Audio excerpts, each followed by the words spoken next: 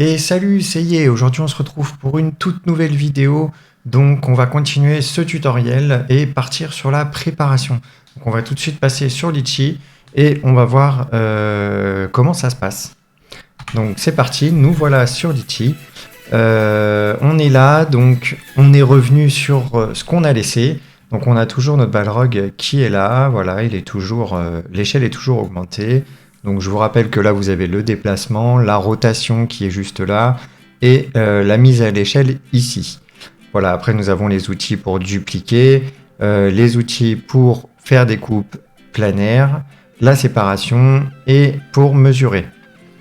Donc là nous allons cliquer sur préparation. Donc là on est sur préparation, donc on arrive, on est sur les supports. Mais une pièce de cette envergure, nous allons vouloir les vider.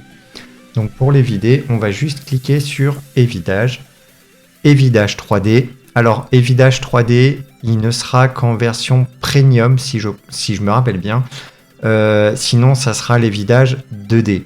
Alors, vous allez me dire, oui, mais qu'est-ce qui change? Eh bien, j'en sais rien. Donc, si vous avez la version gratuite, vous allez faire évidage 2D.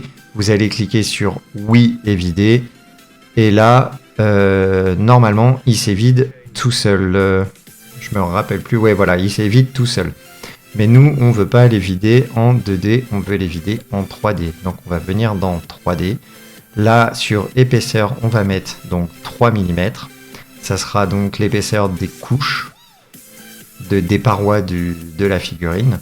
3 mm, c'est bien. En dessous, ça va être assez fragile, assez cassant. Il faut pas oublier que c'est de la résine. Le moindre choc, ça va casser. Donc, je vous conseille vraiment 3 mm minimum. Donc là, on a mis nos 3 mm. On va mettre ajout, mise à jour. Voilà, donc là, notre modèle, il est creux.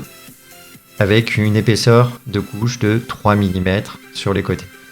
Donc là, vous voyez que quand je monte comme ça, avec la petite barre qui est juste là à droite, on voit en fait couche par couche ce qui se passe pendant l'impression. Donc là, on va voir qu'on va monter. Au niveau des doigts, juste là, à gauche, ici, là, on voit qu'on a un petit trou. On n'est pas trop sûr si la résine qui va rester dans ce trou va pouvoir s'écouler dans la main pour arriver dans le corps. Alors, jusque là, la grosse partie qu'il y a là, où j'ai ma souris, là, il n'y a pas de doute, il n'y a pas de souci, c'est creusé et tout. On sait que ça va aller dans le corps. Donc, cette partie-là, on va devoir mettre un bloqueur. Ce qu'on appelle un bloqueur, ça va être dans l'option juste là, bloqueur. Et ça, il me semble que c'est sur la version professionnelle aussi. Donc, vraiment, la version professionnelle de Litchi, je ne veux pas du tout pousser à la consommation. Ils ne me sponsorisent pas. Moi, personnellement, je la paye tous les mois. Je sais plus, je crois que c'est une histoire de 7 € ou 7,99 €. Vraiment, elle est top. Au début, j'utilisais la version gratuite. J'ai fait le test de la version professionnelle pendant 1 mois, gratuitement. J'ai plus jamais arrêté la version professionnelle depuis. Enfin, voilà. Mais bon. Donc du coup, là, on a dit que sur la main, on va devoir évider puisque notre doigt, on n'est pas sûr. Vous voyez, si quand je continue à monter, il y a le deuxième, on ne sait pas trop. Le troisième, pareil. Donc, on va continuer à monter pour voir ce qui se passe. Donc la tête, tout va bien. L'épée, tout va bien. Ah, là, vous voyez. Ouais. Là, sur le dessus, donc en haut, ici, là, toute cette partie-là, on va devoir mettre un bloqueur aussi. Parce qu'à ce niveau-là, vous voyez, juste là, en fait, ça se coupe. Donc, il va y avoir un mur. Et donc, la résine qui va être dans le haut de l'épée va pas pouvoir couler dans l'épée, venir rejoindre la main et s'évider dans le corps pour pouvoir s'évacuer. Donc, en fait, ça va être un problème quand on va nettoyer la pièce. L'isopropanol ou l'éthanol que l'on trouve chez Action notamment, qui est beaucoup moins cher. Moi, je pense que je vais passer sur l'éthanol puisque c'est beaucoup moins cher que l'isopropanol. Donc, en fait, quand on va le mettre à laver, ça va pas rentrer à l'intérieur puisque ça sera bloqué. Donc, la résine va rester en haut et à fur et à mesure de la chaleur, du froid, enfin, ça va casser, la résine va fissurer et ça va foirer totalement votre figurine. Et je vais vous expliquer aussi, parce que du coup là on a évidé la pièce, c'est bien, mais on ne s'arrête pas là. Là vous voyez qu'il n'y a pas de trou, ce qu'on appelle un évent, donc un trou, qui fait sortir la résine et rentrer l'isopropanol. D'où l'importance de bien nettoyer l'intérieur comme l'extérieur de sa pièce. Donc là nous on va cliquer sur évent. Et vent de mémoire, il est sur la version gratuite puisqu'on a l'évidage 2D. Donc nous, on va cliquer sur évent. On va garder le cylindre. Moi, personnellement, j'ai un diamètre de 4 mm sur 4 et une pénétration de 4 sur 8. Alors la pénétration, je l'ai mis de 4 sur 8 puisque de toute façon, notre couche est de 3 mm. Donc il n'y a pas de souci, ça va transpercer. Après, le diamètre, c'est à votre bon vouloir, c'est suivant la taille de votre figurine. Si elle est plus petite, vous allez baisser le diamètre. Si elle est plus grosse, vous allez peut-être l'augmenter. À vous de voir. Donc là, le but, en fait, c'est que quand on va prendre notre petite barre à droite, on va redescendre tout en bas. On va venir chercher donc le début. Voilà, donc là, on est sur le début. Et on va venir mettre un évent ici. Donc on regarde de l'autre côté ce que ça fait. Ok, on est là. Donc là, pas de souci. Je veux dire, ça va être caché, ça va être au niveau de l'emboîtage. Donc il n'y a pas de problème, ça sera caché. On n'aura même pas besoin de mettre de mastic pour venir boucher ce trou en fait à la fin. Donc c'est une économie de mastic, une économie de résine puisque ce petit trou ne sera pas bouché par de la résine. Donc là, on va continuer à monter. À monter, à monter, à monter, à monter. Donc là, comme on a déjà vu, on a plusieurs bloqueurs à mettre. On va les mettre juste après. Donc là, on va remonter le plan totalement. Et en fait, vous allez vous dire, mais oui, c'est bien, on a un trou. Là, l'isopropanol va rentrer. Non, l'isopropanol ne va pas rentrer correctement avec un seul trou. Il va falloir mettre un trou plus haut pour que l'isopropanol puisse rentrer correctement dans la pièce. Donc là, moi, je sais déjà que par expérience, ma pièce voilà, est totalement vide et que à ce niveau-là, par exemple, il n'y a pas de souci, mon trou va être à l'intérieur et à l'extérieur, donc ça va transpercer la figurine. Et pareil, je ne vais pas avoir besoin de le reboucher avec du mastic, puisque nous sommes sur une partie où il va y avoir un emboîtage, donc ça va être caché. Quand on peut faire ça, c'est très bien. Quand on ne peut pas faire ça et qu'il faut la mettre sur du détail de la figurine, par exemple, là, s'il n'y avait pas cette partie-là et qu'on devait emboîter les ailes directement, j'ai un démon que j'ai fait où c'est ça. Hop, viens là, toi. J'ai un démon que j'ai fait où c'est ça, en fait. Donc voilà, là, on a un emboîtage. Et j'avais dû mettre l'évent à ce niveau-là, je crois, dans le creux. Donc c'est assez embêtant, puisqu'après, il faut le mastiquer. Il faut pouvoir le poncer correctement pour pas que ça se voit. Donc quand c'est des emboîtages comme ça, c'est assez embêtant. Là, comme c'est un emboîtage qui est assez gros, on va le poser par là, celui-là. Non, ça me plaît pas. Voilà, on va le poser là. Voilà. Donc du coup, comme c'est un emboîtage assez gros, là, on va pouvoir cacher les évents. Comme j'ai envie d'économiser un petit peu de résine, on va rajouter des évents.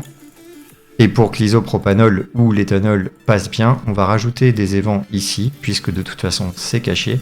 Pas trop, parce que sinon on va fragiliser l'emboîtement et la pièce, donc ça serait dommage. Là pareil, je vais en rajouter.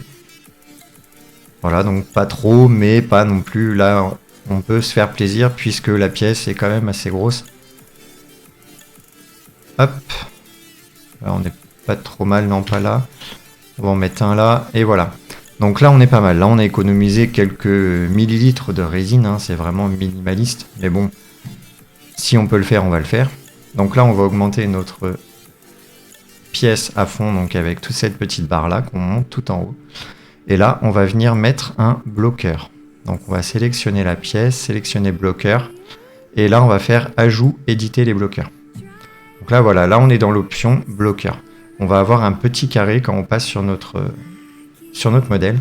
Sinon, on a donc des cylindres. Voilà, un cylindre. Ou carrément une sphère. Ça dépend ce que vous utilisez. Moi là personnellement, on va pas utiliser la sphère ou le cylindre. J'ai déjà utilisé le cylindre sur des figurines, sur des bras, des choses comme ça, des bras qui étaient trop fins. Donc c'était pas évident. J'ai déjà utilisé ça, mais généralement j'utilise le carré. Donc là on va venir poser le carré donc avec le clic gauche. Ça va nous afficher ça. Avec, donc vous avez les petites flèches de déplacement, juste là. Vous avez la rotation. Voilà, les rondes rotation. Et vous avez donc ça, les carrés qui sont de couleur, c'est l'échelle. Donc là, en fait, si on clique sur le carré et qu'on tire avec notre souris, ça va tirer notre cube de tous les côtés. Voilà. Donc là, on va le faire en hauteur.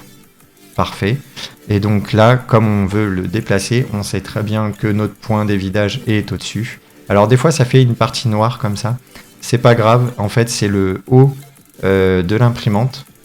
On ne voit pas très bien ce qu'on fait, mais c'est pas dramatique. Puisque là, on connaît notre pièce, il n'y a pas de souci. Donc là, on va venir cliquer à côté de notre modèle. On va descendre et voir que là, notre partie qui est censée avoir de la résine à l'intérieur est complète. Elle n'est plus évidée. Donc là, on est parfait. On va passer donc sur notre main. Sur notre main, pareil, on va venir chercher un petit carré juste là. On va le tourner un petit peu, histoire de pouvoir prendre tous les doigts en même temps et pas faire 25 millions de carrés. Hop, voilà. Donc là, on va augmenter. On va baisser un petit peu. Voilà, j'ai pas besoin de l'augmenter plus.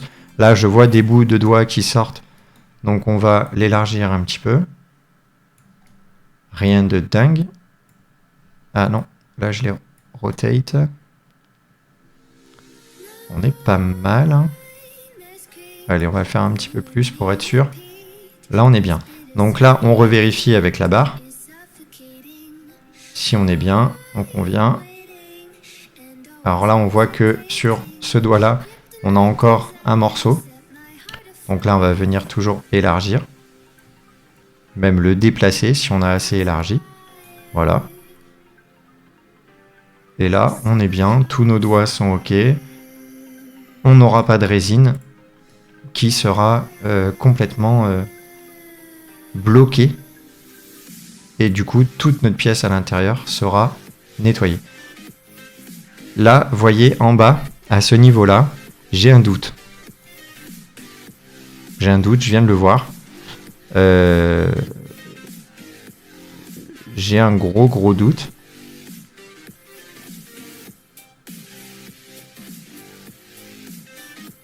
Oui, ça passera pas.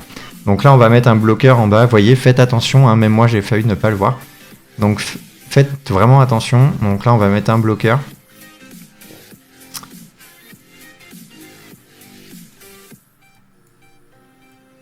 Hop.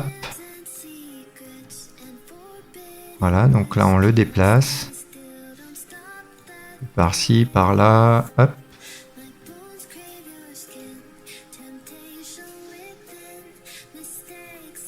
Voilà, alors faites attention, hein, vous voyez, là, je rentre un peu dans le bras. On va voir ce que ça donne. Donc, on va descendre. Là, on voit que la queue de l'épée est bloquée. Ok, elle est bloquée jusqu'en bas. Là, pas de souci, ça n'encombre pas mon bras.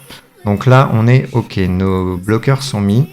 Une fois que nos bloqueurs sont disposés, vous allez voir ça. Donc là, vous allez cliquer sur mise à jour. Ça va charger et ça va activer donc ces fameux bloqueurs. Là, on va cliquer sur quitter. Donc là, notre évidage est parfait.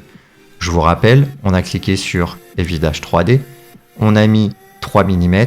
On a cliqué sur ajout, mise à jour. Ensuite, on a fait Event. Dans Event, on est venu mettre donc des cylindres là où on voulait, donc en haut et en bas. Pourquoi? Pour faire passer l'isopropanol ou l'éthanol et pouvoir nettoyer correctement sa pièce. Et une fois qu'on a fait ça, on a mis nos bloqueurs parce qu'on a bien vérifié avec notre petite barre à droite ce qui se passait quand on baissait et on montait pour voir où est-ce qu'on avait des problèmes et des résidus de résine qui allaient rester dans la figurine. Voilà, donc là pour les vidages, on a fini. on va passer du coup sur les supports. Donc là, au niveau des supports, je vais vous montrer donc du coup mes paramètres de support. Donc là, vous voyez que je suis en moyen support. J'utilise pas les fins ni les gros. Pourquoi? Parce que les gros laissent trop de traces et les fins n'accrochent pas assez. Personnellement, même sur les petites figurines, j'ai sorti des petites figurines du Seigneur des Anneaux de 5 à 10 cm qui étaient pleines. Elles étaient pleines, je les ai pas vidées. Je n'ai pas mis de fin non plus, j'ai utilisé les moyens, donc avec mes réglages que j'ai trouvé moi-même. J'ai mis donc avec les moyens parce que les fins, ça s'était décroché. Malgré que j'ai essayé plusieurs réglages, j'avais du décrochage, donc j'en avais marre de gâcher de la résine, donc j'ai utilisé les moyens et je n'ai pas de traces ou très peu qui s'enlèvent très rapidement avec un petit peu de papier à poncer. Donc là, nous avons donc mes paramètres globaux. Donc là, je vous laisserai faire pause pour récupérer mes paramètres globaux. Je n'ai pas tout changé forcément. Donc là, quand vous allez changer, par exemple, quand vous allez changer le diamètre de la pointe, que vous allez mettre 0,50, vous allez venir cliquer ici sur la petite roue. Non, pas là, pardon. Ici sur cette petite roue là. Et vous allez cliquer du coup sur la petite roue à côté de moyen et vous allez faire remplacement. Ça va donc sauvegarder ce que vous venez de changer. Vous faites ça à chaque fois que vous changez de page. Donc là, quand vous allez changer sur global, vous sauvegardez. Vous cliquez sur la petite roue. Vous cliquez donc sur la petite roue à côté de moyen. Vous faites remplacement. Quand vous allez aller sur pointe, vous faites pareil. Donc là, ma pointe, j'ai laissé la pénétration à 0. J'ai mis un point de rupture à 0,70. Un point de rupture, en fait, ça va vous créer une sphère, tout simplement au niveau de la pointe de votre support, qui va venir coller à la figurine. Et en faisant cette sphère, ça ne va pas transpercer la figurine. Donc si vous ne tirez pas comme un bourrin, de toute façon, je vais vous faire une vidéo de post-traitement, donc après l'impression, qu'est-ce qu'on fait?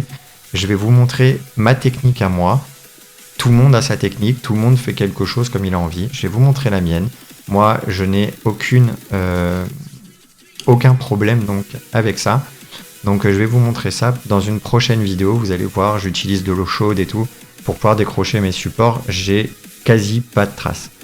Donc là, pareil, vous faites stop, vous prenez les paramètres. Ensuite, nous allons passer donc sur milieu. Alors milieu, il me semble que j'ai pu pas changer ou très très peu. La base. Alors la base, par contre, vous voyez, je suis en cube. De base, vous allez être en cylindre. Il vous faudra la version professionnelle pour vous mettre en cube, je crois de mémoire. Il faudra vous mettre en cube. Il faudra mettre un raccord en cône. Alors le raccord en cône, c'est très important. C'est la partie que vous voyez là en bas de votre support. Ça consolide en fait la tige du support. Là, si je pose un support ici, hop, si je viens voir en bas là, ça me fait voilà ce petit colline qui vient juste là et qui protège donc la tige de mon support. Si on enlève ça de base, je crois qu'il est sur 0. Si on l'enlève, en fait, il va y avoir, je vais l'enlever, de base, voilà, on a rien en fait. On a absolument rien. Et du coup, là, à ce niveau-là, on a un risque de casse, surtout sur des grosses figurines comme ça. Donc c'est assez problématique. Donc je vais le remettre. Donc j'étais à 1,52. Hop, voilà. Donc là, vraiment, cette partie-là est vraiment top.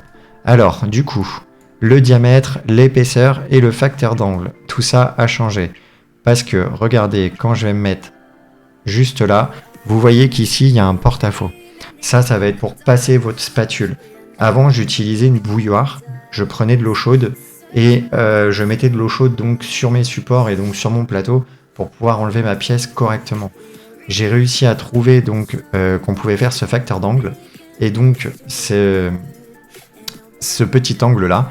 Et en fait, ça permet de passer donc notre spatule au niveau de cet angle et ça enlève les supports quasiment sans forcer. Bien sûr, il va falloir mettre un petit peu de force pour passer la spatule en dessous, mais très peu comparé à ce qu'on devait faire avant. Donc voilà pour la base. Ensuite, la pointe de base, il me semble que je n'y ai pas touché, je vous le montre quand même. Donc je vous rappelle, pour sauvegarder, une fois que vous avez fini page par page, vous sauvegardez, vous cliquez ici sur la petite roue, vous allez cliquer sur la petite roue à côté de moyen, et là vous allez cliquer sur remplacement. Une fois que tout ça c'est fait, vous allez être tranquille. Maintenant, vous allez sélectionner votre pièce. Une fois que vous avez les bons paramètres, vous allez sélectionner votre pièce. Vous allez venir dans Minima. Les minima, c'est ce qu'on appelle des îles flottantes. Donc en fait, si je vais venir, là je vais prendre la première. Voilà, donc là on est sur une île flottante. Donc ça, la toute petite partie que vous voyez là, c'est un minima. C'est en fait une partie de votre figurine qui va s'imprimer dans le vide. D'où l'appellation île flottante. Elle est dans le vide. Comme là, on est sur une impression résine où le plateau va monter petit à petit, couche par couche.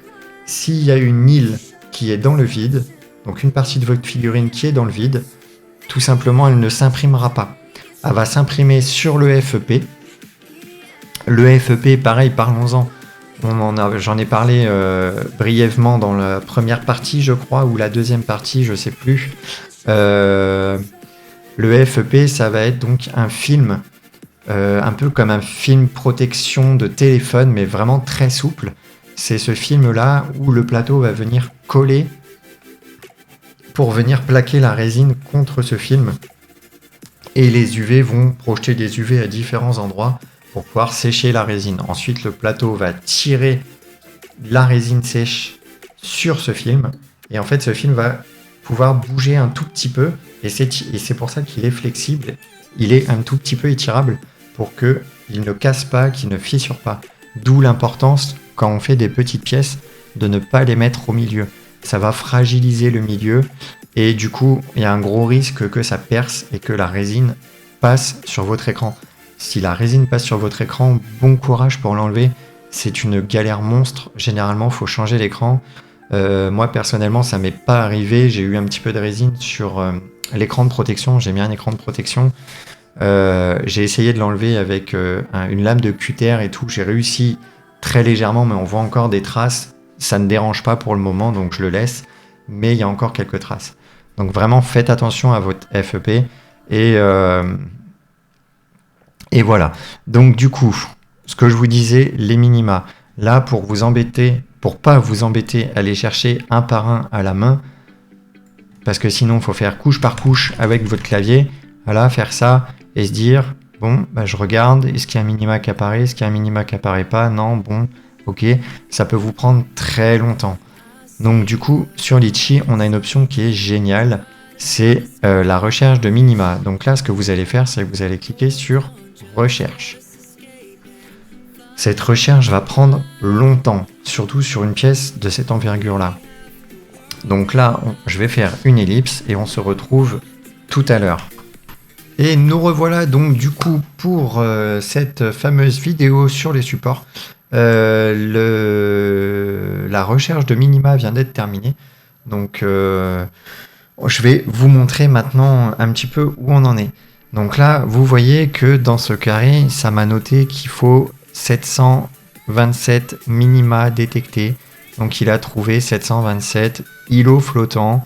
Donc imaginez si vous l'aviez fait sans le logiciel, comme je vous l'ai dit tout à l'heure, à la main, vous auriez passé un bon moment. Donc là, du coup, maintenant que ça c'est fait, vous allez cliquer sur ajouter des supports pour chaque minima. Avant de cliquer dessus, vous allez bien vérifier que vous êtes avec vos supports moyens. Et du coup, vous allez cliquer dessus. Là, votre logiciel va bloquer un peu. Vous voyez, si j'essaie de bouger, ça ne bouge pas. Le logiciel est en train de travailler, il est en train de poser les supports sur les minima. Donc là, ça prend généralement quelques secondes. C'est pas très long. Comparé à la recherche qui vient de me prendre à peu près 30 à 40 minutes. Donc ça a été assez long.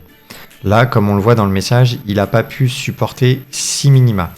Donc là, je vais contrôler. Et pour contrôler, rien de plus simple, on va cliquer sur afficher.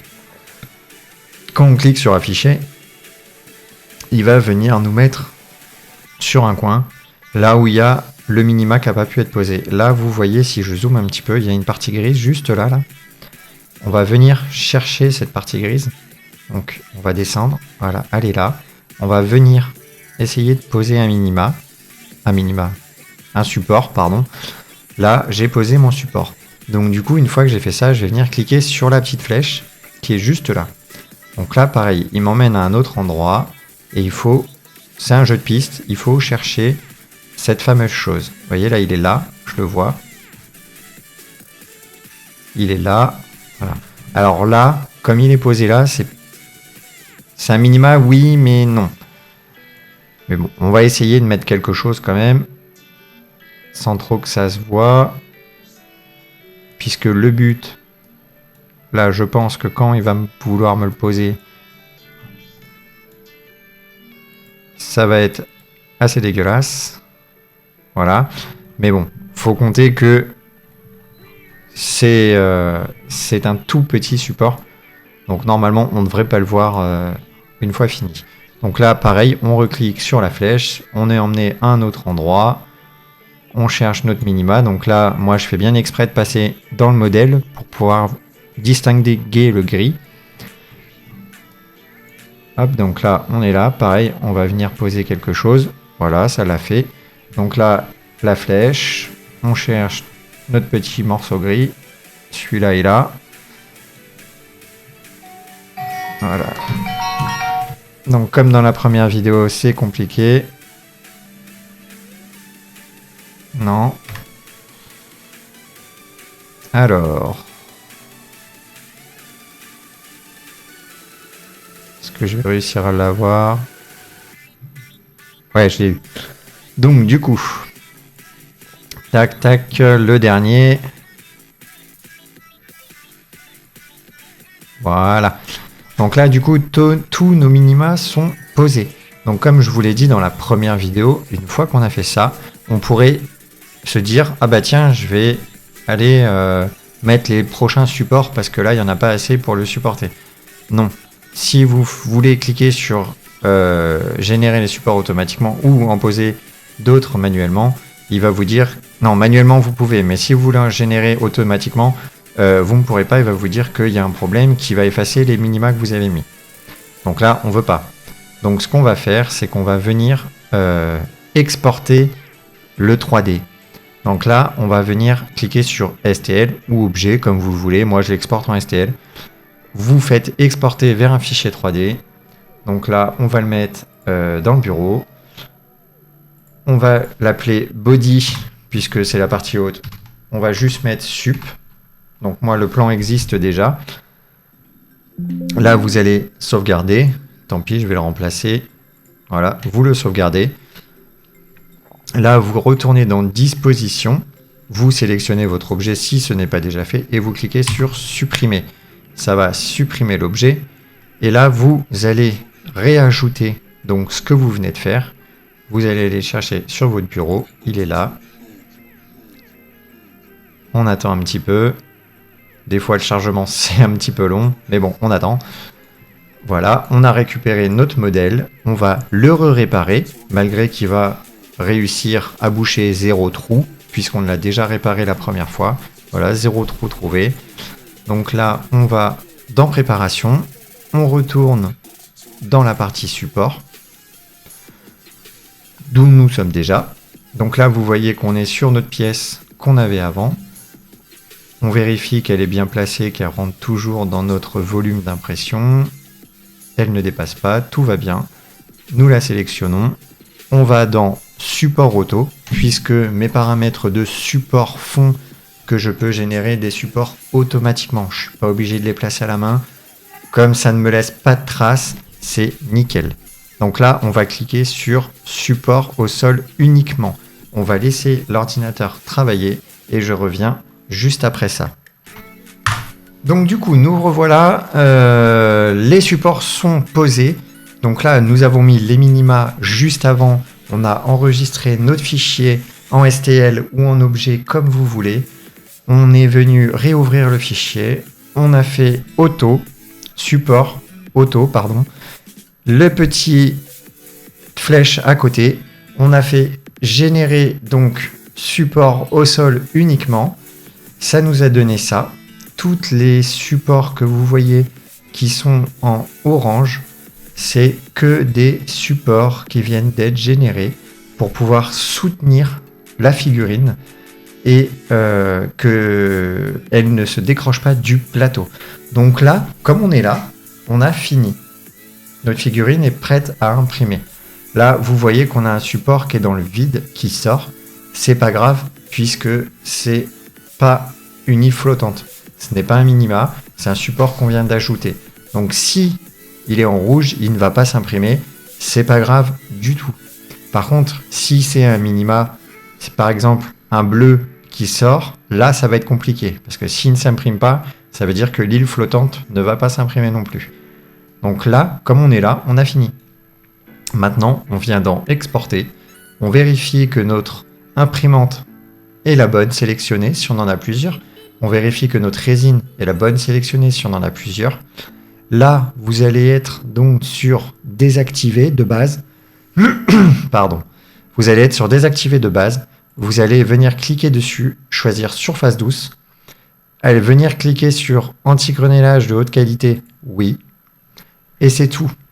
Maintenant, vous cliquez sur exporter les couches sur l'ordinateur. Vous allez choisir, par exemple, le bureau. Vous allez sauvegarder et l'ordinateur va travailler. Donc, je vais vous montrer. Là, vous voyez, l'ordinateur commence à travailler, à découper le plan par couche. Donc là, vous voyez un petit peu ce que ça va faire, couche par couche et tout. Ça ne sert à rien de rester devant votre ordinateur. Ça va prendre des plombes, sauf si vous avez un ordinateur assez puissant. Moi, je suis en i7 avec une RTX 2060, j'ai 32 Go de RAM. Vous voyez, et c'est pas encore assez puissant. Donc pourquoi, je sais pas. Peut-être que si vous avez une idée, laissez un message en commentaire pour me dire. Moi, pour le moment, bon, bah écoutez, ça prend du temps, tant pis. Hein, je vais faire autre chose à côté. Je vais faire des pièces, faire du post-traitement, etc. Donc voilà. Donc j'espère que cette vidéo vous a plu. Le tuto niveau logiciel est fini. Je vous ai montré ce que je voulais vous montrer. Là maintenant, si vous regardez les vidéos, vous êtes opérationnel pour sortir des figurines nickel, sans défaut, sans échec d'impression. Bien sûr, si vous utilisez la même résine que moi, si vous n'utilisez pas la même résine que moi, vous allez forcément avoir des échecs d'impression puisque vous allez faire des tests d'exposition et de vitesse de montée de votre plateau. Mais si vous utilisez la même résine que moi, là vous êtes paré, vous pouvez partir serein sur ce que vous faites, il n'y a pas de souci. Pensez bien à prendre mes paramètres de support et à les incorporer, donc comme je vous ai montré, sur votre slicer Litchi. Et vous allez pouvoir imprimer nickel. Donc là, comme vous voyez, comme je vous ai dit, ça prend des plombes. Donc on va le laisser travailler. Moi, personnellement, je l'ai déjà fait, donc je vais l'annuler. Mais voilà, donc là, on a absolument tout fini. Je vais vous faire, du coup, parce qu'on a encore, comme je vous disais, une partie post-traitement après donc avoir imprimé. Donc je vais vous faire une vidéo post-traitement aussi. Et il va y en avoir d'autres, puisqu'après, il y a d'autres étapes. Donc, je vais essayer vraiment de vous montrer comment je travaille en espérant pouvoir vous aider et que ça vous plaise. Donc n'hésitez pas à liker, à vous abonner si jamais la vidéo vous a plu et à poster des commentaires pour m'aider, pour me dire si c'est bien, si c'est pas bien, si ça a marché, si vous avez réussi vos impressions, peut-être poster des photos si c'est possible sur YouTube, je sais pas. Je vais tout du moins vous laisser ma page. Je vais créer une nouvelle page puisque mon Instagram malheureusement a été piraté. Donc je vais créer une nouvelle page avec ce que mes créations et tout ce que je fais. Je vais vous laisser tout ça en description, peut-être pas de cette vidéo mais de la prochaine. Et en espérant vous revoir assez vite. À la prochaine, ciao!